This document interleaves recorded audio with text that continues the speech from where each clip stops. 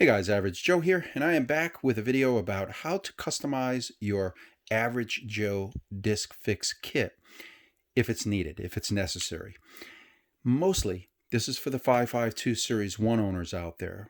You've heard me say this in past videos, but about 5% currently, about 5% of my customers that own the Series 1 encounter fit issues when they upgrade their dumbbell and then they try to use it with their plates. About 1 to 2% of my Series 2 and 1090 customers have encountered some sort of fit issue when they try to use the upgrade with their plates. Now, in the past, I have done videos about Phillips versus Allen back in November of 2020. I thought I had a handle on what the issue was and how you could identify which handles would fit and which would not. And what I have found, what I've discovered since then in the last 2.5 months, is that the Phillips, it can be an indicator. It can be an indicator. The likelihood that there might be a fit issue when you have Phillips is a little higher. But what I have found is that it's all in the plates. And I'll explain that shortly, but it's all in the plates. It can fit your handle just fine. You'll install it, everything will look good. You'll go to use it with your plates, and it's the inconsistency of the manufacturing of these plates that makes it a challenge. Remember, when I first developed these kits, I had two different goals. The first goal was to get rid of plastic. I wanted all metal for safety. No breaking, no cracking, done. The second thing that I wanted was I hated the way that these fit. They were so loose that the weights would rattle around as you're using them. It would just feel like a sloppy set of dumbbells. I wanted a tighter feeling set of dumbbells. So I changed some of the important dimensions, like this dimension here, to be ever so slightly smaller and a tighter fit. I changed the heights of these lips ever so slightly. In some cases, it's a millimeter or less, that difference between mine and OEM. But as a result, my handles worked beautifully. They had a much more solid fit. They were safer. I loved it. I loved it. But what I've discovered is that because of the tighter tolerances, about 5% of the dumbbells out there, it would be a little too tight for those dumbbells. And let me demonstrate here. So this is upgraded with one of the kits. And when you put this handle down into this, you can see it's got a fairly smooth, nice and snug, but not tight fit to this set of weights. Now, these look the same. And in fact, they're missing a couple plates. I've got two plates missing from this. But it doesn't matter because this set is too tight. If I try to put this handle down, that is really, you can actually see it lifting this weight right here up in the air because it's pinching the weight. This weight is thicker than the weight here. They're not the same thickness. This one might be a 0.5 millimeter thicker because of the manufacturing inconsistencies when these plates were made. It could be two dumbbells in the same pair where one is a little different than the other. It could be this pair is different from your pair. But as you can see, here, this one's tight and this one is nice and snug, but it's where it should be. This I would consider good, okay? Now, when that happens, when you upgrade and you find that it is way too snug on your discs, or sorry, your plates, you've got two choices. You can either just say, the heck with it, I'm going to go back to OEM, and you can do that and go through my guarantee refund process, or you can tweak your discs. And I've got dozens of customers out there that have tweaked their discs to fit so that their plates, their unique plates, fit their handles.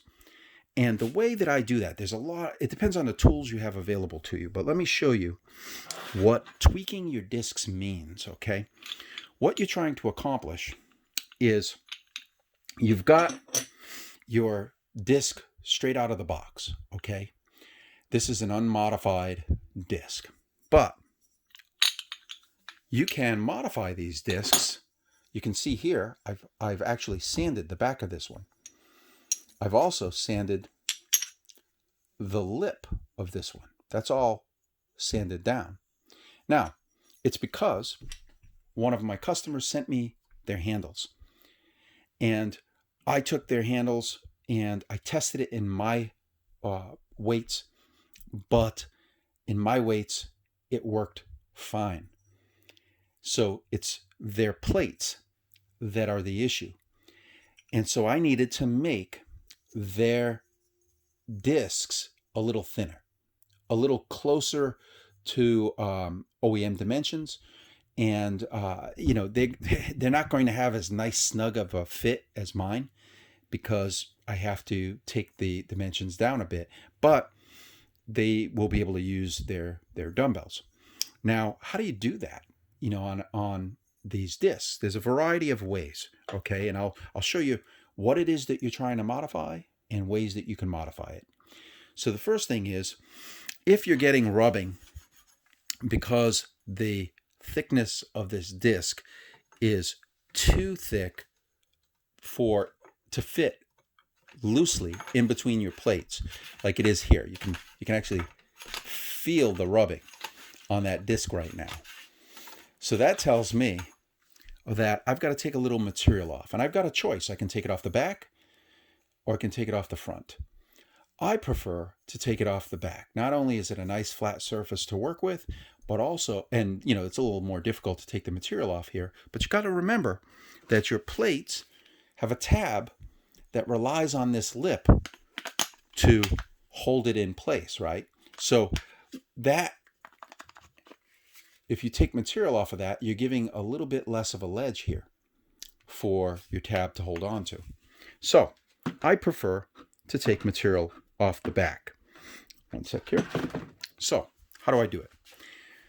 If all you have is a sanding block and some wet sandpaper, it's a very slow process. You can do it, but it's going to be fairly slow to remove material.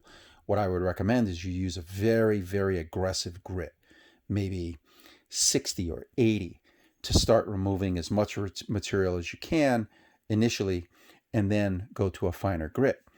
And remember, you're not trying to remove, an millimeter. You're not trying to remove that much.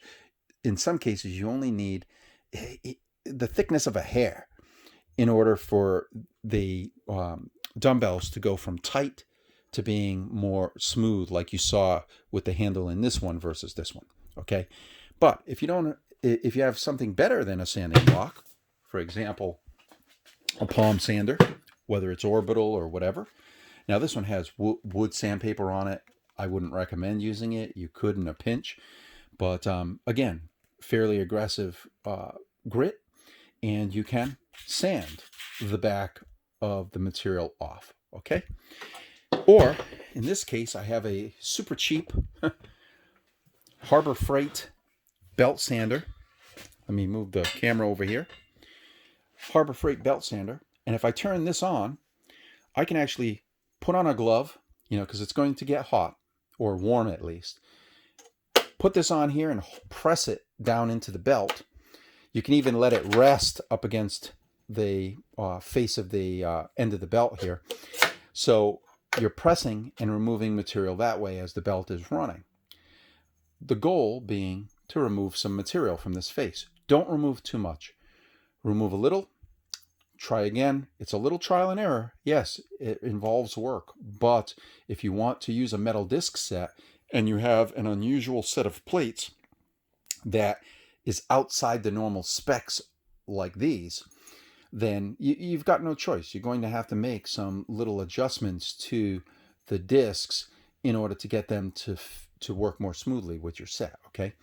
Now, likewise, on this face, you can do the same thing. I can hold this up here, and as the bell's running, I can turn my disc and remove material evenly from the face, or I can do that with my sander around the face, or my sanding block around the face, or if all you had is a file, I wouldn't recommend this. This will take forever. But if this is what you had to work with, you could do that too by going with a fairly aggressive file, preferably a bigger file, a nice 1-inch wide file, and remove material from the lip like that and from the face like that. And again, not my first recommendation, guys. If you've got access to something that is going to speed up the process, then use these sanding blocks and files. That's a lot of work. But your goal here is to remove enough material such that it slips nicely down into between your plates. And when it's fully assembled, that handle should have a much more fluid motion here. It shouldn't have the, pressing, sticking that this is. Look at this. That won't even drop down in. That's how tight this particular set of plates is compared to this one. Now, there's another part to this. Let me pick 2 plates here. We'll take this one and we'll take that one. And what I'm going to show you is these 2 plates may look the same, but they are not the same. This tab is slightly shorter than this tab, meaning the distance this way. This one's slightly shorter than this one, and this one has corners. This one has a bit of a curvature to it, a bit of an arc to the end. Huge difference. These work beautifully with the modified discs. So if I put this disc on here and I rotate, it rotates freely, and the lip passes right underneath this tab. But for about 5% of Series 1 and about 1% of Series 2, you've got these tabs that are just different. They're a little different, and it's a pain in the butt. But what it means is this. When you slide your handle down in and you go to rotate, it's going to either be very snug like this one. That's super snug. I have to apply a lot of force to get that lip to move, or it's going to hit like that. Okay?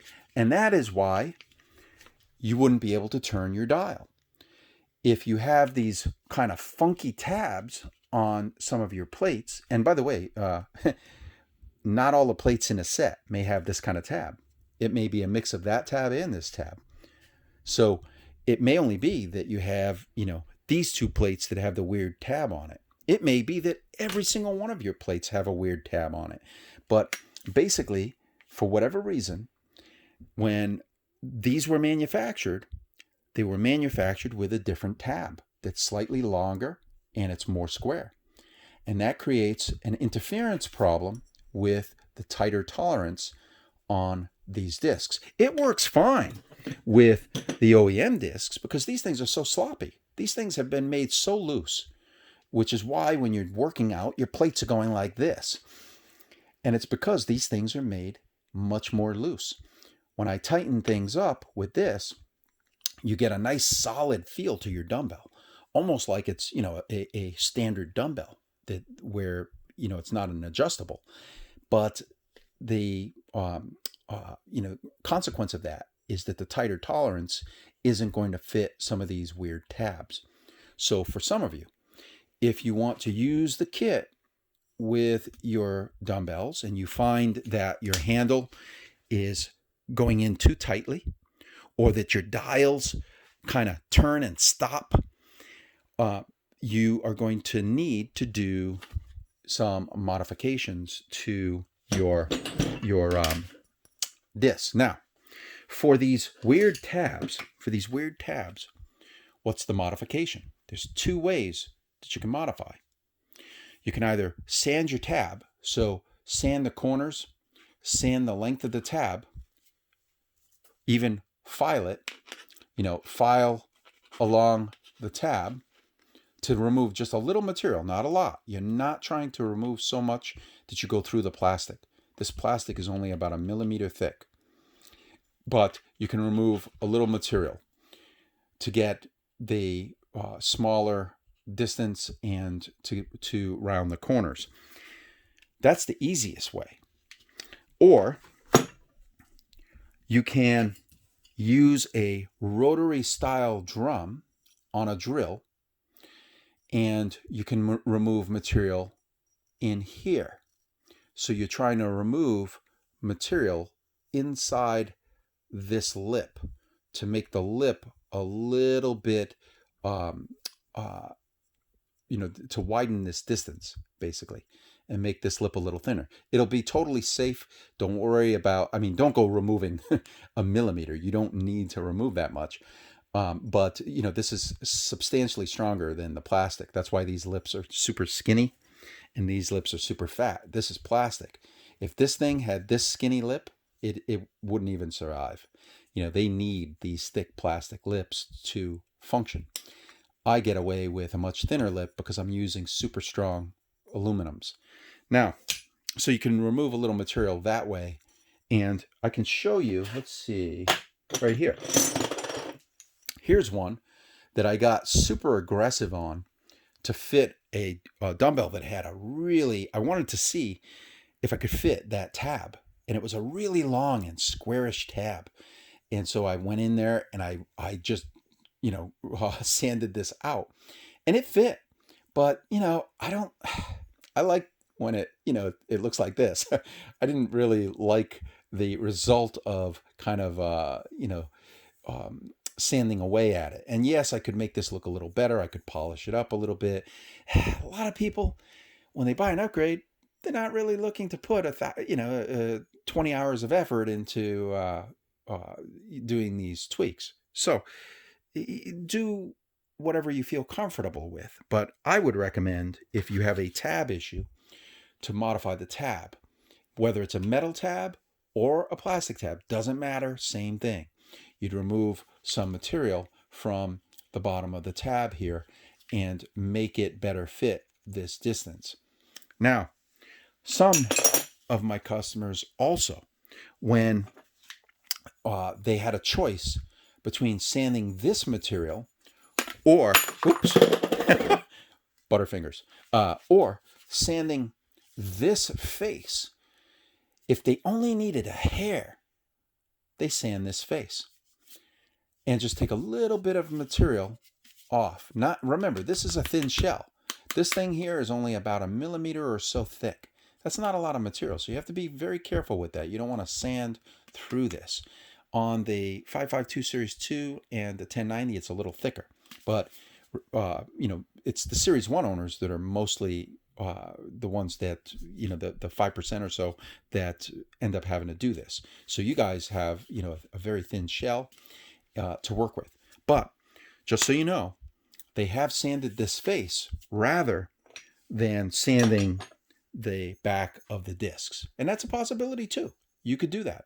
And that'll give you a little bit more clearance for sliding the dumbbell handle in and out of your plates. So that's pretty much it. If you want to use the upgrade with your dumbbells, 95% of you that own the 552 Series 1 will not have to make any changes. It's just going to fit. You're going to, make the necessary adjustments out of the box and then start using your weights. But if you need to do a little bit of tweaking, those are the kinds of ways that you can tweak these discs to fit your unique plates. And the goal here is not to get them to be super sloppy and loose. If I wanted to do that, I would have just recreated these crappy discs, and what good is that? That doesn't make my product really any better than theirs, other than, having an aluminum version of it. So for me, it was also about having a more solid feeling dumbbell. And if you like that idea and you want to give it a try, most of you won't have to do any tweaks, but for the handful that might have to tweak their kits, that's what you would need to do. Alternatively, you can always return the kit to me, and we'll go through that refund process, which you can find information about that on the ordering page. Just look down at the bottom and you'll see that all spelled out. But yeah, that's it. If you have any questions about doing these kinds of tweaks, let me know. And I will see you in the next video, where I will talk about the new handles for all of the 552 Series 1, Series 2, and 1090 dumbbells. Thanks for watching, guys. If you found this helpful, I hope you'll subscribe, and I will see you in the next video.